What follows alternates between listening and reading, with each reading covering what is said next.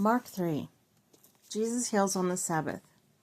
Another time Jesus went into the synagogue. A man with a shriveled hand was there. Some of them were looking for a reason to accuse Jesus, so they watched him closely to see if he would heal him on the Sabbath.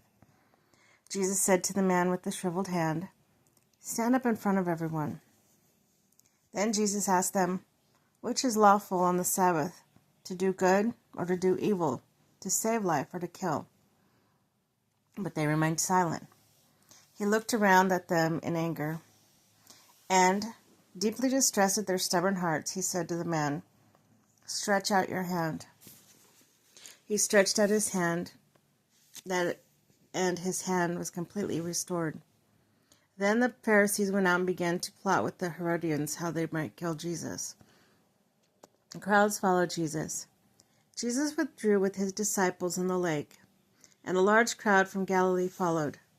When they heard all he was doing, many people came to him from Judea, Jerusalem, and Idumea, and the regions across the Jordan, and all around Tyre and Sidon. Because of the crowds, he told his disciples to have a small boat ready for him to keep the people from crowding him, for he had healed many, so that those with diseases were pushing forward to touch him. Wherever the impure spirits saw him, they fell down and before him and cried out, "You are the Son of God." But he gave them strict orders not to tell others about him.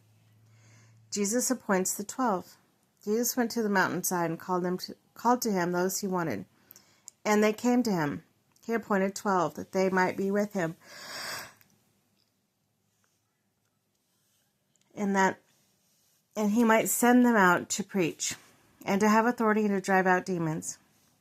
These are the 12 he appointed: Simon, to whom he gave the name Peter; James the son of Zebedee and his brother John. To them he gave the name Boanerges, which means sons of thunder; Andrew and Philip, Bartholomew, Matthew, Thomas, James, son of Alphaeus, Thaddeus, Simon the Zealot, and Judas Iscariot, who betrayed him. Jesus accused by his family and by teachers of the law. Then Jesus entered the house again, and a crowd gathered, so that he and his disciples were not even able to eat. When his family heard about this, they went to take charge of him, for they said, "He is out of his mind." And the teachers of the law who came down from Jerusalem said, "He is possessed by Beelzebub,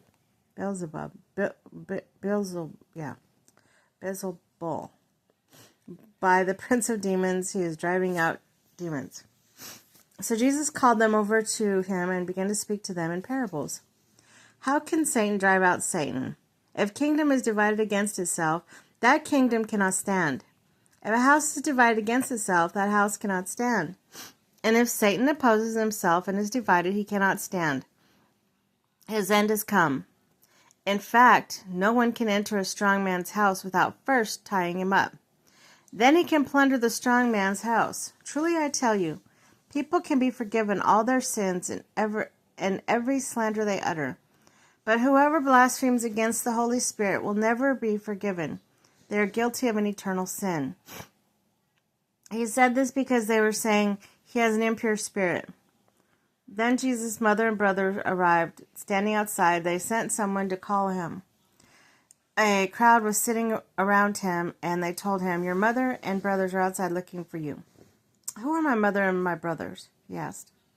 Then he looked at those seated in a circle around him and said, "Here are my mother and my brothers.